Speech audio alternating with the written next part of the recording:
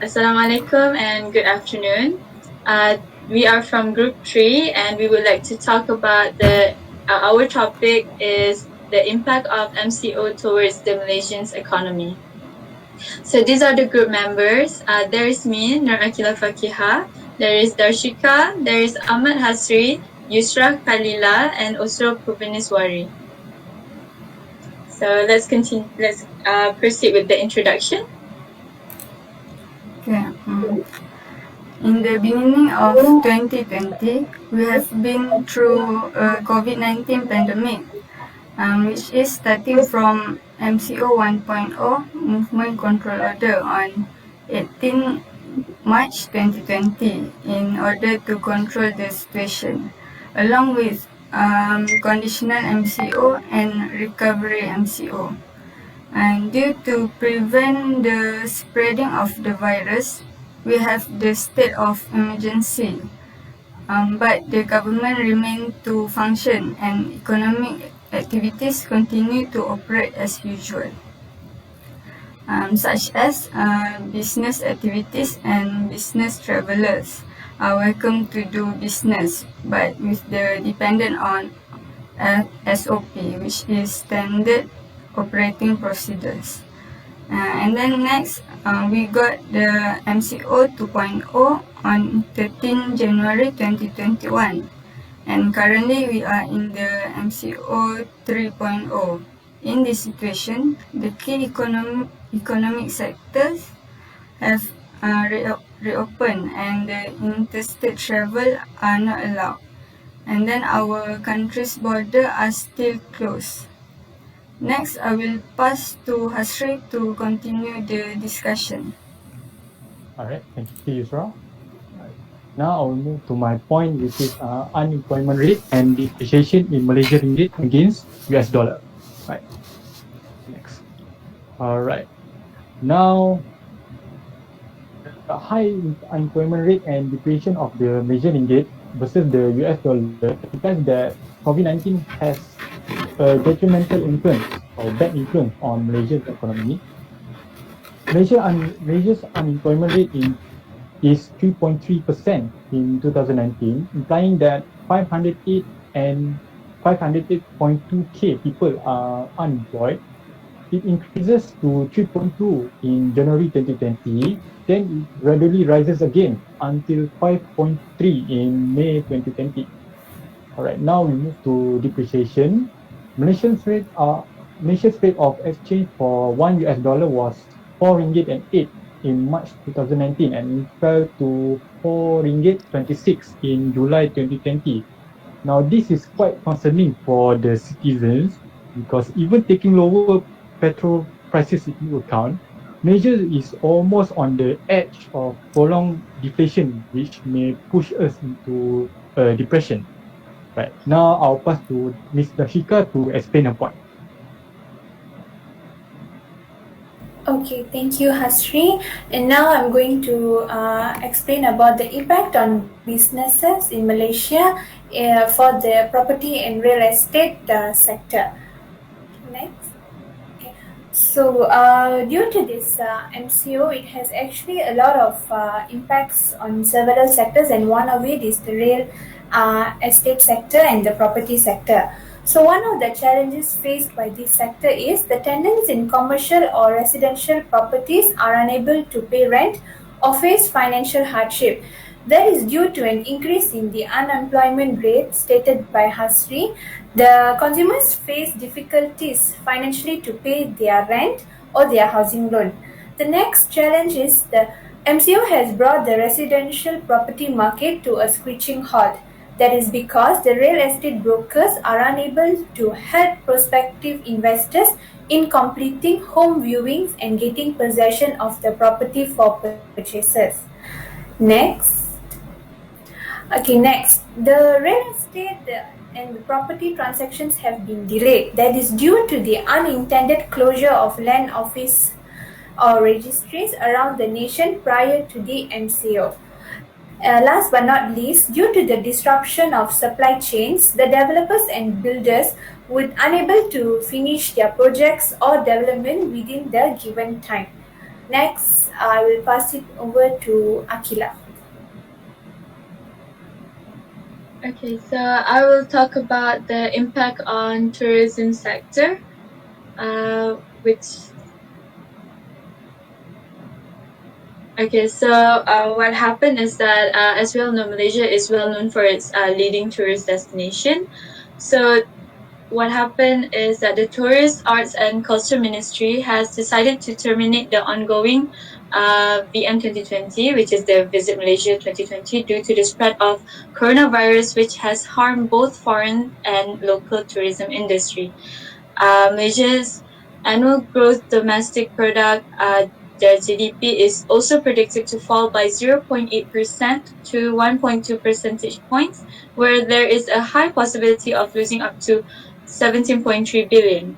Next, the local and international travel has been cancelled, and this was definitely a big loss for the tourism industry as tourists they will seek refunds.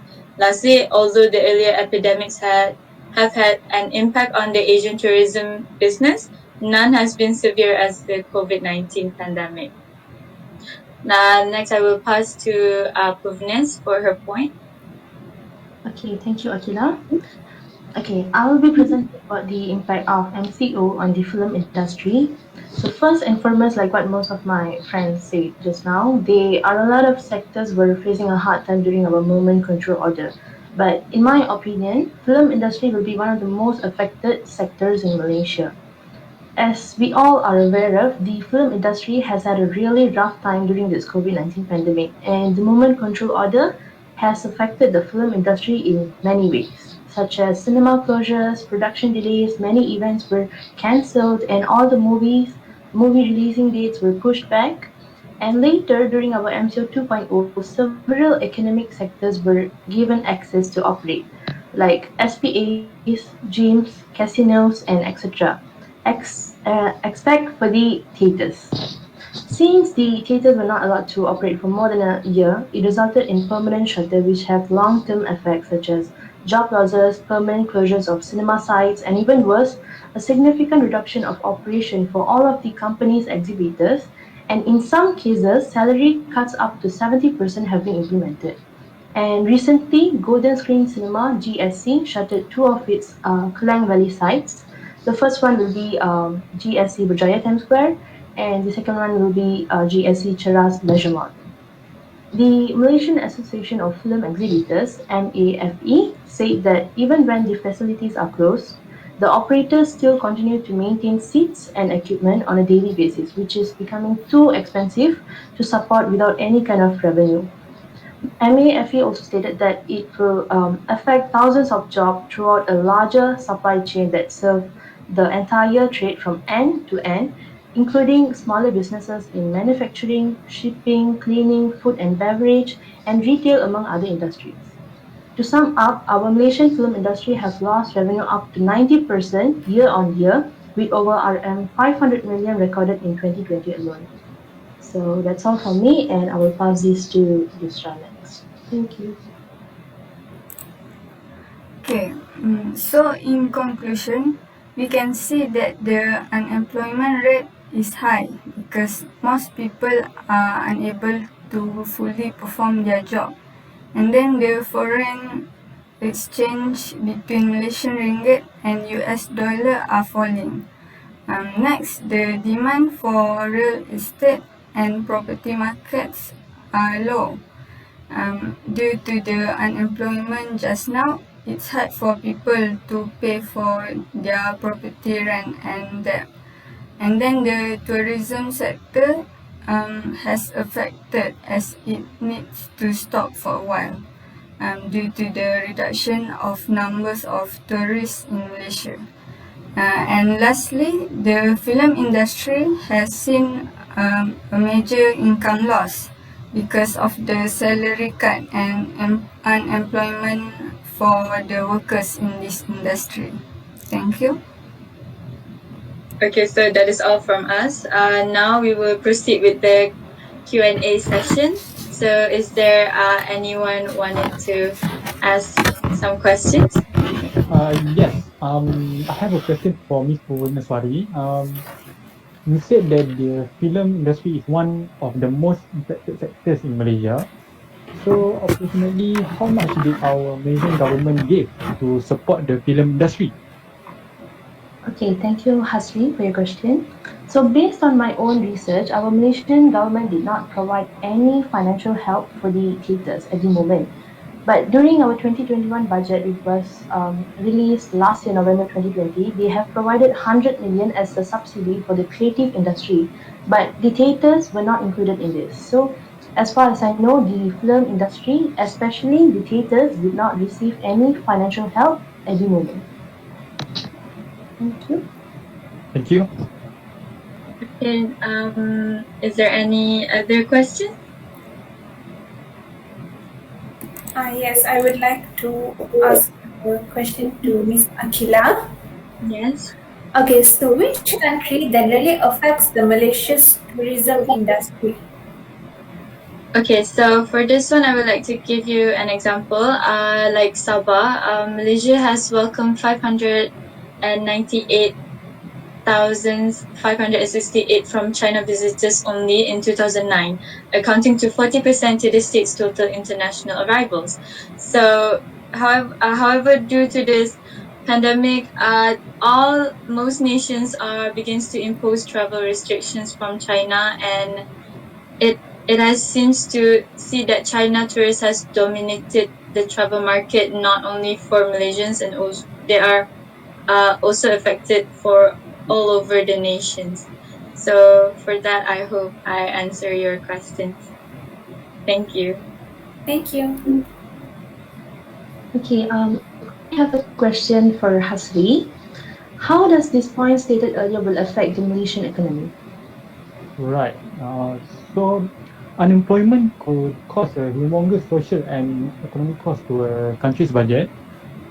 For instance, when the unemployed are faced with financial problems, those individuals will be in poverty and in debts due to the inability to pay out.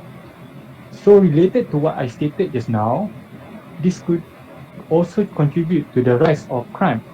Once the population is in the state of poverty, they will be thinking of possible ways, legally or illegally, to get money in order to support their daily life expenses. Right now, we move on to the depreciation part. Weaker exchange rates will add to the cost push inflation as the cost of imported raw commodities rises. Now, this could be a major problem for manufacturing industries in Malaysia as the majority of machineries are imported from China and Japan. Besides that, a weak currency reduces the buying power of the Malaysian ringgit, since more Malaysian ringgit is required to exchange for US dollars. As a result, this will reduce the living standards of Malaysians. I hope my explanations answered your inquiries. Yes, thank you. I want to ask Darshika, do you think it is advisable to buy or invest in a property during this pandemic? Okay, thank you, Yusra. Okay, in my opinion, yes, it is advisable, but like everyone knows, every individual situation is different.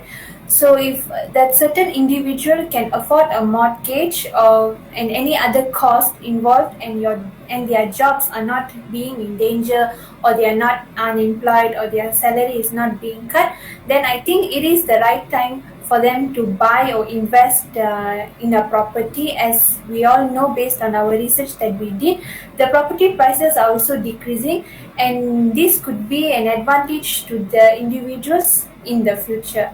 I hope that answered your question, Yusra. Thank you. So I guess that is the end of our Q&A session. So I would like to say thank you for watching, and goodbye. Thank you. Bye bye. Yeah, thank you.